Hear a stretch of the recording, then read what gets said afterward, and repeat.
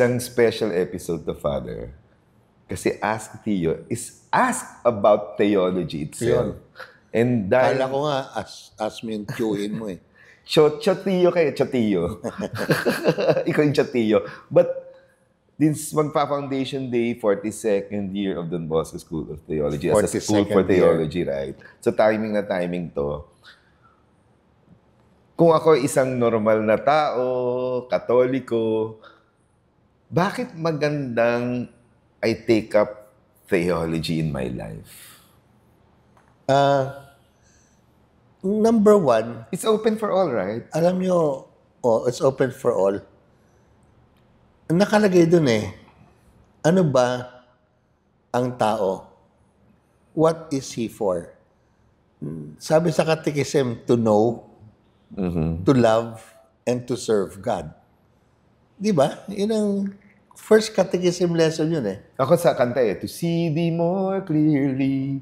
Pero to know thee more near. To know thee more near. Clearly. Clearly, At to see thee more clearly. Anyway, ang importante po, if you want to love God and serve Him, maganda to know Him.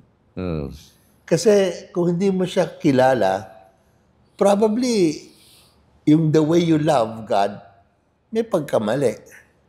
And more, the way you serve Him.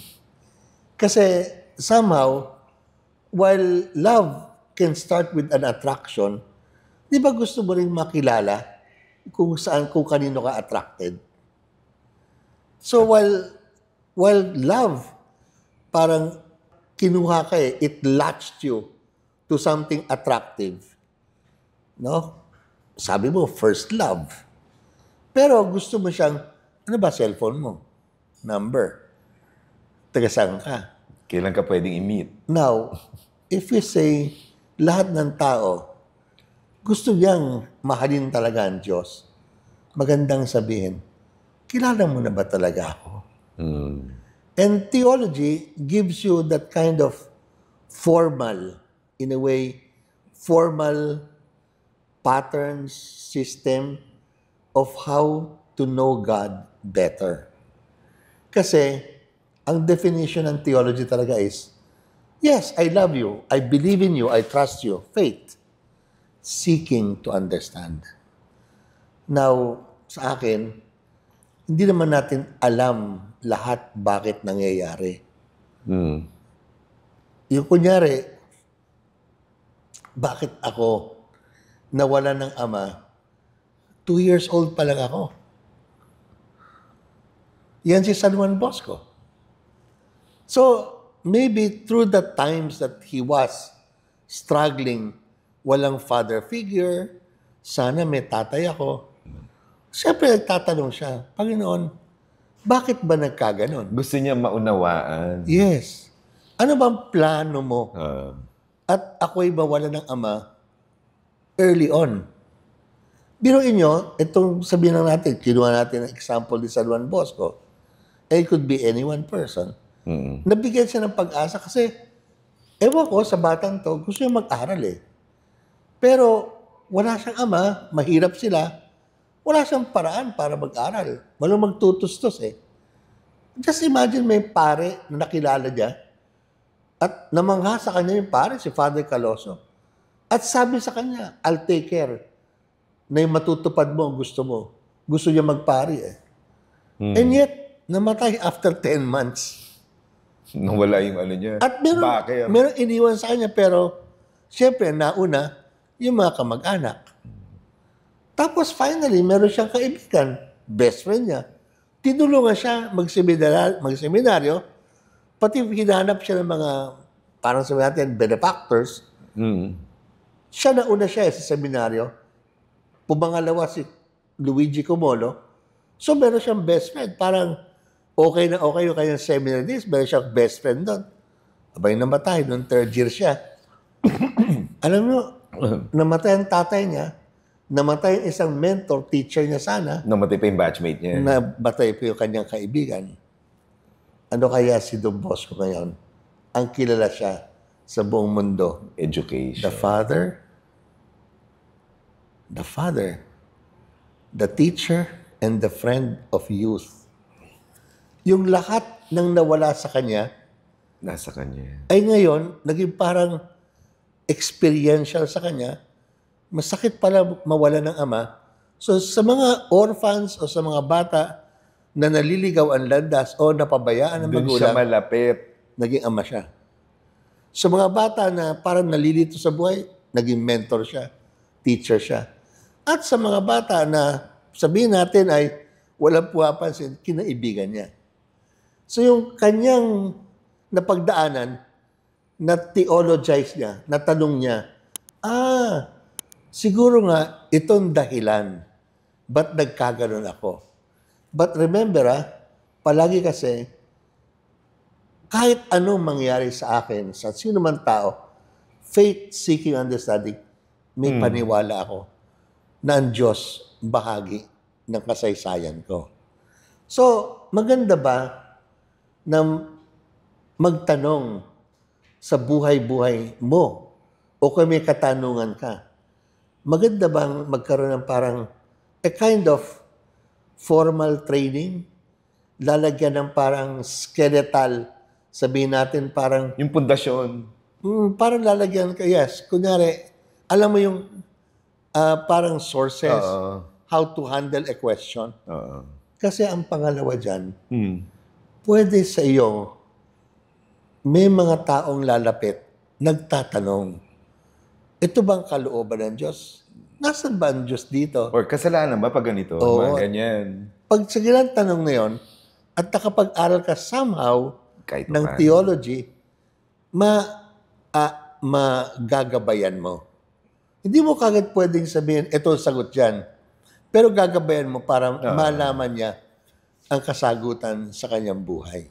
Totoo yan. So, napakahalaga po na may mga, sabihin natin, elderly, na gusto pa rin magpalalim ng kanilang knowing God. Kasi nga, sabi ni Pope Francis ngayon, ang mga nakakatanda, meron talagang May papel sa mundo. sa mundo. Hindi dapat pabayaan ng mga kabataan na mga bago kunyari mag-asawa. Oo. Kailangan nila ng ganong mentorship of people that have their experience of life. Lalo na in the context of faith, yung may paniwala sila, in my experiences, ang Diyos naroroon. Yung So, mga it's dumaan important. nasa haba ng buhay at nandun si Lord. Yes. So, kaya nga, kahit lahat ng tao nagtatanong bakit, actually, it's a theological question pag bakit na eh. Kasi what? Pwede mong bilangin, when, no? Or who? Ganon, who. Pero yung why, Why, God? how why? come, why, is tungkol sa Diyos. Intentionality na yan. It's the things we cannot explain. But with yet, faith, we seek to we understand. seek. Hindi natin ngayon maintindihan.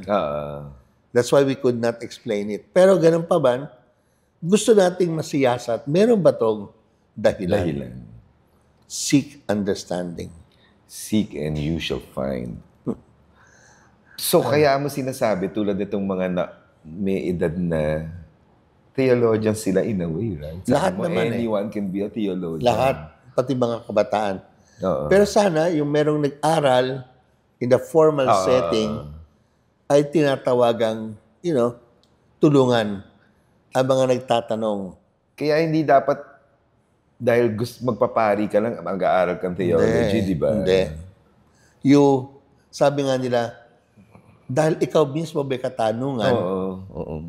kung kahit di ka magpare, dapat mong, you're obliged in conscience, pag meron kang tanong, hanapin mo yung solusyon, ang sagot. Ako nga, Father, umattend ako ng subject na family and marriage counseling. 3 beses na akong kinuhang ninong sa kasal. Wala naman ako asawa. Pero ang dami ko natutunan doon sa subject na ngayon. Sabi ko, ngayon pwede na ako mag-advise ng mga nininong ko sa kasal. Tama. Kasi you try to understand, why do marriages fail? How is it kept? Where do I put faith in this in my children? It's theology. Yes. Lalo na ang gusto ni Pope Francis, making disciples. Na magtulungan tayo na ipakilala si Kristo sa lahat. sa mga taong hindi pa siya kilala. Or nagdududa or napabayaan na niyan. Pwede rin, pero hindi lang yung unchurched o hindi lang yung... Yung mga tumiwala or nagduda or nawala ng gana. Pero mga tao din na naghahanap ng katotohanan, hindi pa rin narinig, ay meron palang Jesucristong nabuhay na ganyan. Ay, ito palang papel niya sa life ko. Oo. Yan. Kaya nga, di ba yung tagline natin, we accompany, we grow. We grow. Kasi it's not just understanding, but it's the faith and Jesus in your life with the help of the foundation of theology, that you will be accompanied and you will grow in this journey. In the journey of faith. The journey of the mortals. Oo. Right? Because there are also mysteries of God that we cannot explain, but in the search for the meaning of life and faith, itong mga subjects na ito, kala mo academic subject, biglang mamamarvel ka, ang galing pala ng Diyos. Yes. Yun ang takeaway ko as a theology student. Ang galing ni Lord. Ang galing ng plano niya. Grabe, ganito siya magmahal. At the very least. Grabe. That's Tama a ba? nice experience. Diba? Well, I'm so happy to have students like you in Don Bosco School of Theology. Sana po, all. And keep on asking Theo if you seek to understand questions in your mind about the faith, about the church. And so like, subscribe, share, and of course, keep on asking Theo. Happy Foundation Day, Don Bosco School of Theology.